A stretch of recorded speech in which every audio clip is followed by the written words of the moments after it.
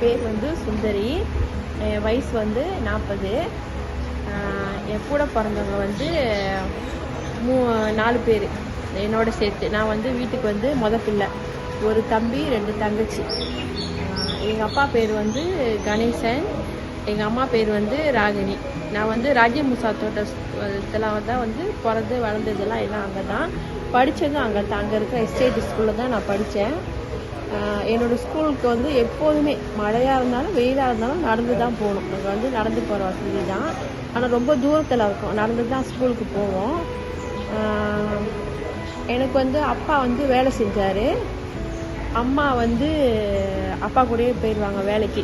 காலையில் 5 மணிக்கு எந்திரிச்சிட்டு வீட்டில் சாப்பிட்றது தான். அதோடு வந்து ஸ்கூலுக்கு போயிடுவோம். ஸ்கூல் போயிட்டு நாங்கள் 1 மணிக்கு தான் வருவோம். வந்துட்டு அதுக்கப்புறம் சாப்பாடு இருக்காது. ஏன்னா பேரண்ட்ஸ் வந்து 6-7 மணிக்கு தான் வருவாங்க. அதுக்கப்புறம் தான் வந்து ஏதாவது சாப்பாடு கிடைக்கும். பேரண்ட்ஸ் வரத்துக்குள்ளே வந்து நாங்கள் வந்து வேலையெல்லாம் வந்து செஞ்சு வச்சிடணும். அப்படி எதுவும் ஃப்ரெண்ட்ஸ் அப்போ அந்த வயசில் வந்து விளையாடுற வயசுனால நாங்கள் வந்து விளையாட போயிட்டு சம்டைம் பேரண்ட்ஸ் வரப்போ தான் வருவோம். அப்போ பேரண்ட்ஸ்கிட்ட அந்த டைமில் வந்து ரொம்ப அடி வாங்கியிருக்கோம். நிறைய அடி வாங்கியிருக்கோம். எனக்கு வந்து படிக்கணும், டீச்சர் ஆகணும்னு ஆசை. என் ஃபாதர் பார்க்க முடியலன்னு பாட்டி வீட்டில் கொண்டு போய் விட்டார். அப்போ நான் என் பாட்டி தாத்தா கூட தான் வளர்ந்தேன். ஒரு வருஷம் வேலை செஞ்சேன். அதாவது வந்து ஒரு வாரம் வந்து கடைக்கு வேலைக்கு போனேன். சாப்பாடு கடைக்கு வந்து என்னால் முடியல, அது ரொம்ப கஷ்டமாக இருந்துச்சு. அதனால் அப்புறம் ஒரு புக்கு கடைக்கு போனேன். அங்கே வந்து நல்லா வேலை செஞ்சு நிறைய வேலையை கற்றுட்டு நல்ல அனுபவம் எனக்கு அங்கே கிடச்சிச்சு. அங்கே உள்ளவங்க என்னை கொஞ்சம் நல்லா பார்த்துக்கிட்டாங்க. அப்புறம் 6ஆப்பு வர்றப்போ வந்து நீ படித்து ஆகணும்னு பாட்டி தாத்தாவும் சொன்னாங்க.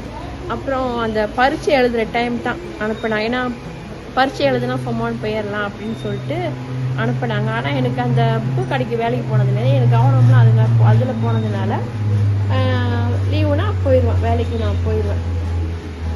ரொம்ப கஷ்டப்பட்டு தான் வளர்ந்தேன். ஆனால் எனக்கு படிக்கணும்னு ஆசை. நான் படிச்சிருந்தா கண்டிப்பாக என் வாழ்க்கை வந்து இன்னும் நல்லா இருந்திருக்குன்னு நினைக்கிறேன்.